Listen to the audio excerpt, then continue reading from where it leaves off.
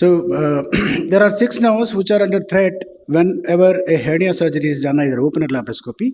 Lateral femoral cutaneous nerve, femoral nerve, that's the anterior branch, iliohypogastric, ilioinguinal, and paravasal nerves. The basics are always basics because everybody knows that the genitofemoral nerve, which traverses the psoas muscle and divides, and in males it goes into the internal ring and goes behind the spermatic cord and supply the motor fibers to the cremaster muscle and the sensory fibers to the scrotum. And in females, under the round ligament, and that supplies the inner thigh of the labium majora and mons pubis. And the femoral branch is concerned caudal and lateral, anterior to the external iliac artery, and it is under the inguinal ligament and supplies the skin of the mid-anterior thigh and femoral triangle. These injuries are caused, genital femoral nerve is not only from hernia surgery, but different surgical and non-surgical causes it may get injured. The mechanism of injury is mainly by the dissection of that region and with the tack or by a mesh material itself. And the pathology is just like it leads to inflammation, neuroma formation, nerve entrapment, and deafferentiation. So the nerves which are behind that, we usually don't see that. Most of the times, only 66% of the cases we see the genitofemoral nerve under dissection.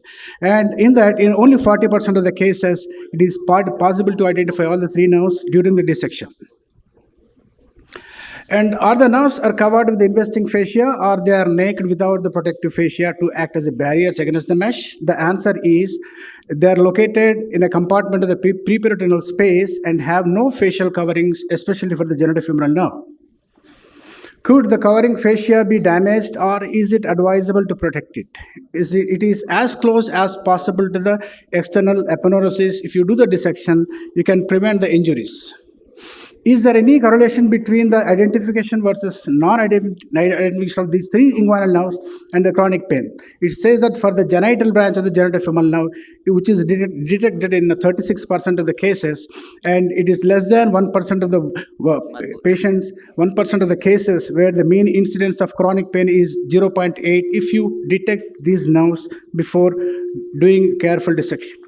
Should the identified nerve be isolated or left in the natural bed without manipulation?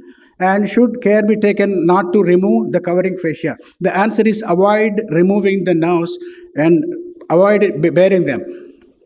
How can the inguinal segment of the genital branch of genitofemoral nerve be identified and protected during the open procedure? It is always keep the identifying the blue line, that is external spermatic vein.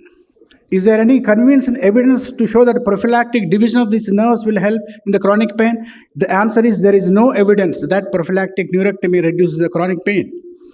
The conclusions: identification of the nerves are very important, not to bear them from the fascia, and no tacks or sutures below the iliopubic tract. And if the nerve is suspected to have been injured, better to remove it, not to dig it in the muscles. And no definitive results on the effect of glue versus sutures on the rate of chronic pain.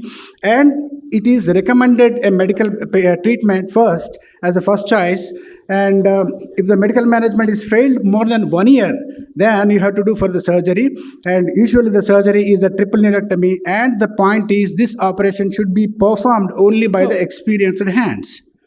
Thank you all. Thank you. Thank you, sir.